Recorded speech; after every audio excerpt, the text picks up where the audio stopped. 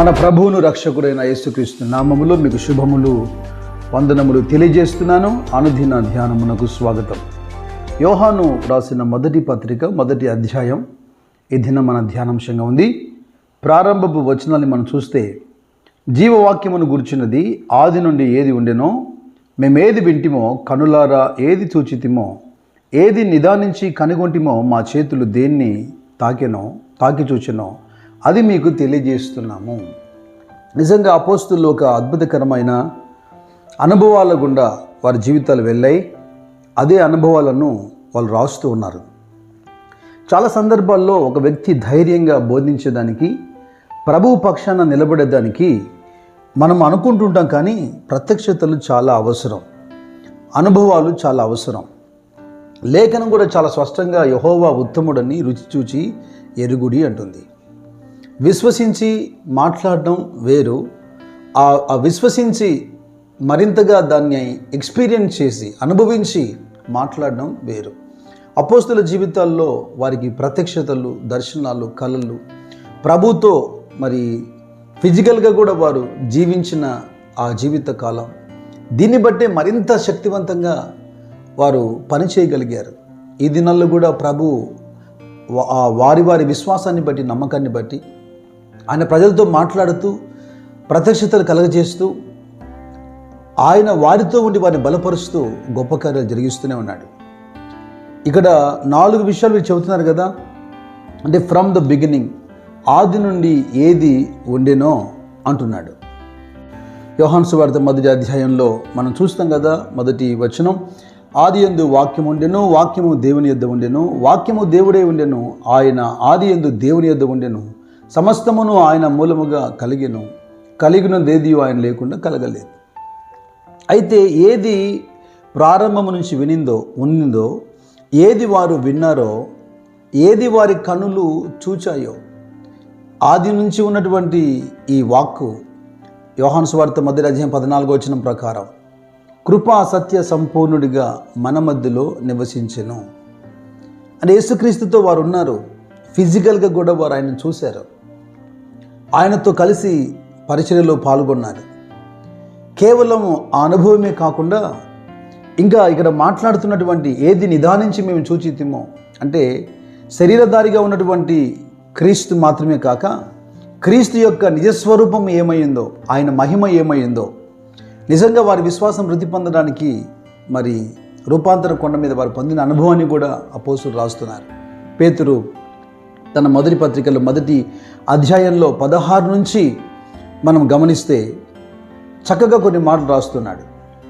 చూడండి, పేతురు 2వ పత్రిక మొదటి అధ్యాయం 16వ వాక్యం నుండి, ఏలయనగా చమత్కారముగా కల్పించిన కథలను అనుసరించి మన ప్రభు అయిన యేసుక్రీస్తు యొక్క శక్తిని, ఆయన రాకడను మేము మీకు తెలపలేదు, కానీ ఆయన మహాత్మ్యమును మేము కళ్ళారా చూచిన వారమై తెలిపితిమి.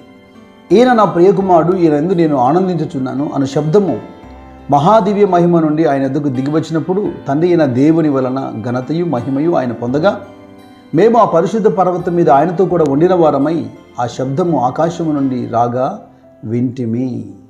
అయితే ఈ దినాల్లో ఇటువంటి అనుభవాలు, ఇటువంటి అనుభూతులు లేవని చెప్పజాలము. ఎందుకంటే చాలామంది మరి జ్ఞానం అనుకునేవారు వారు సరిగా గ్రహింపు లేక కొన్ని విషయాలు మాట్లాడుతున్నారు, కానీ అన్ని కాలములలో ఆయన తన యందు విశ్వాసం ఉంచి భయభక్తులు కలిగిన వారికి అనుభవాలు అనుగ్రహిస్తూనే ఉంటాడు. అందుకే పేతురు వారి యొక్క అనుభవాల్ని రాస్తున్నాడు.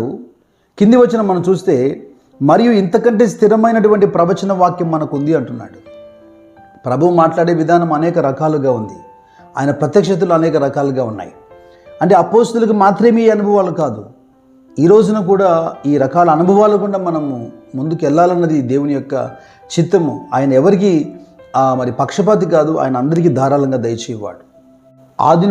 ఆది నుంచి ఉన్నటువంటి వాక్యమును వారు కృపా సత్య సంపూర్ణంగా వారి మధ్యకు రావడం వారి కనులారా చూశారు. పర్వతం మీద నిదానించి ఆయన మహిమను కనుగొన్నారు. అంత మాత్రం కాక దేనిని మా హస్తములు తాకాయో అంటున్నారు. ఎంత మంచి అనుభూతి కదా.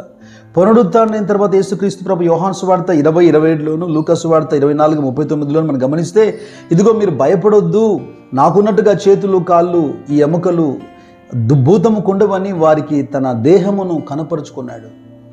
ఒక సందర్భంలో తోమ కూడా ఆ గాయాల్ని తాకి చూశాడు. నా దేవా నా ప్రభువా అన్నాడు. కొత్త నిబంధన కాలంలో పెద్దగా ప్రసిద్ధికెక్కిన లేదా పెద్ద పేరు మోసినటువంటి వ్యక్తులు కాకపోయినా కొంతమంది శిష్యుల జీవితాల్లో ప్రత్యక్షతలు, దర్శనాలు, కళలు మనం చూస్తాం. అనుభవాలు, అనుభూతులను మనం చూస్తాం.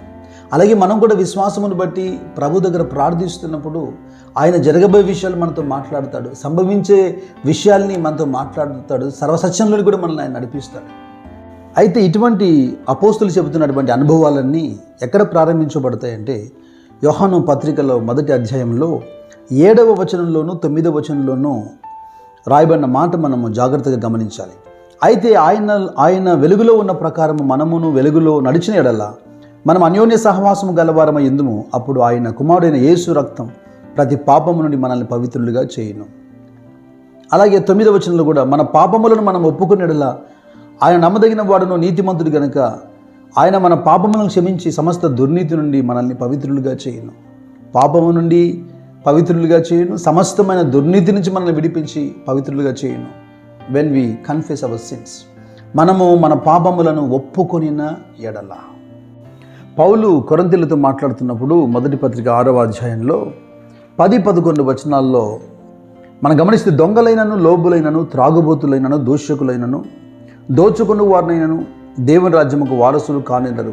ఇంకా చాలా పెద్ద లిస్ట్ అక్కడ చెబుతున్నాడు. అయితే ఇలాంటి వారిలో మీరు కూడా ఉన్నారు. గత అనుభవం ఏంటంటే ఇటువంటి వారిలో మీరు కూడా ఉన్నారు. అయితే ప్రభువైన యేసుక్రీస్తు నామమున మన దేవుని ఆత్మయందును మీరు కడగబడి పరిశుద్ధపరచబడిన వారై నీతిమంతులుగా తీర్చబడితిరి. పరిశుద్ధమైన, నిందారహితమైన, నిష్కలంకమైన, యోగ్యమైనటువంటి క్రీస్తు యొక్క రక్తం మాత్రమే పాపక్షమాపణ ఇవ్వగలదు. ఎందుకంటే రక్తము ప్రోక్షించకుండా పాపక్షమాపణ కలగదని సాధారణంగా చెప్పవచ్చును. దీనికి కులం, మతం అవసరం లేదు, అందరికీ విఘ్నత ఉంది. కానీ ఎవరి రక్తం? నిందారహితమైన పరిశుద్ధమైనటువంటి రక్తం. కనుక ఈ క్రీస్తు రక్తం ద్వారా సకల దుర్నీతి, సకల పాపముల నుంచి మనకు విడుదల కలుగుతుంది. ఇక 2 విషయాలు మనం జ్ఞాపకం చేసుకోవాలి. రోమీలతో పౌలు మాట్లాడుతున్నప్పుడు 3వ అధ్యాయంలో 23-26 వచనాలు అంటాడు, మనము ప్రభువును ఒప్పుకోవాలి. అంటే ఇక్కడ అర్థం ఏంటంటే confess Jesus and confess sins. యేసు ప్రభువును మనం ఒప్పుకోవాలి, ఆయన ప్రభువు అని మనం నోటితో ఒప్పుకోవాలి. అలాగే మన పాపములు కూడా నోటితో మనం కన్ఫెస్ చేయాలి. ప్రవక్త అయిన యెషయా అంటాడు కదా 1వ అధ్యాయంలో, రండి మన వివాదము తీర్చుకుందాము అంటాడు. మీ పాపములు రక్తము వలె ఎర్రవి అయినను అవి హిమము వలె తెల్లబడతాయి. రక్తములాగా మీ పాపములు ఎర్రగా ఉన్నప్పటికీ కూడా అవి యేసు రక్తం ద్వారా కడగబడినప్పుడు హిమములాగా తెల్లగా మార్చబడతాయి. కీర్తనకారుడైనటువంటి దావీదు అందుకే 51వ కీర్తనలో అద్భుతకరంగా పాపక్షమాపణ విడుదల కొరకు బాహాటముగా, బహిరంగంగా, అంత గొప్ప స్థానంలో ఉన్న కూడా సిగ్గుపడకుండా ఒక పాటగా ఈ ప్రార్థన రాశాడు. ప్రతి వ్యక్తి జీవితంలో ఈ కీర్తన 51 రాయబడాల్సిందే. 51:7 చూస్తే, నేను పవిత్రుడవునట్లుగా హిస్సోపుతో నా పాపం పరిహరింపుము, హిమము కంటేను నేను తెల్లగా ఉన్నట్లు నీవు నన్ను కడుగుము. దేవునికి స్తోత్రం, హల్లెలూయా. ఎందుకంటే 2000 సంవత్సరాలుగా యేసు రక్తం పాపక్షమాపణ ఇచ్చేదానికి, మారు మనసు ఇచ్చేదానికి సిద్ధంగా ఉంది. కానీ ఆ యేసు రక్తం ఎవరిని కూడా బలవంత పెట్టదు. కొంతమంది అంటుంటారు కదా మతం మార్పిడి అని. ఎవ్వరూ ఒక వ్యక్తిని మతం మార్చలేరు, ఇంపాసిబుల్. ఒక వ్యక్తి మతము అంటే వాని లోపల మనసు, ఆ మనసు మార్చటం అది వాని వల్లే సాధ్యమవుతుంది, మనసు మార్చుకోవటం. కనుక మార్పిడి అనే మాటకే అది అర్థరహితమైనటువంటి మాట. ప్రకటన 7:14 కూడా మనం చూస్తాం. లెక్కకు విస్తారమైనటువంటి మనుషులు అక్కడ కనబడుతున్నారు.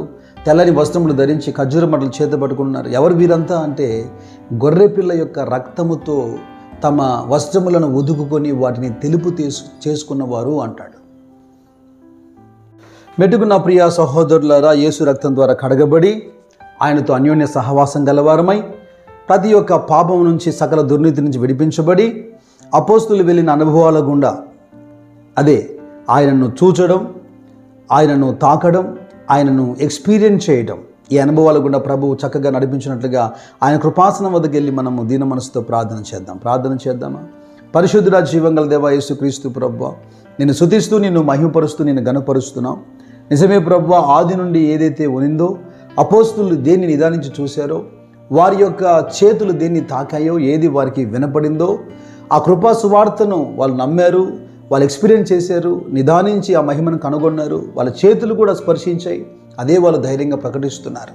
యేసు రక్తం ద్వారా కడగబడినటువంటి మా జీవితాల్లో, ఇదిగో వాక్యం వింటున్న ప్రతి ఒక్క సహోదరుని జీవితాల్లో దుర్నీతి నుంచి, పాపం నుంచి విడిపించబడి ఇటువంటి అనుభవాలు గుండా నడుచున్నట్లుగా ప్రతి బిడ్డకు ఆ కృప మీరు మెండుగా దయచేయమని యేసు నామములో ప్రార్థించి వేడుకుంటున్నాను పరలోకపు తండ్రి.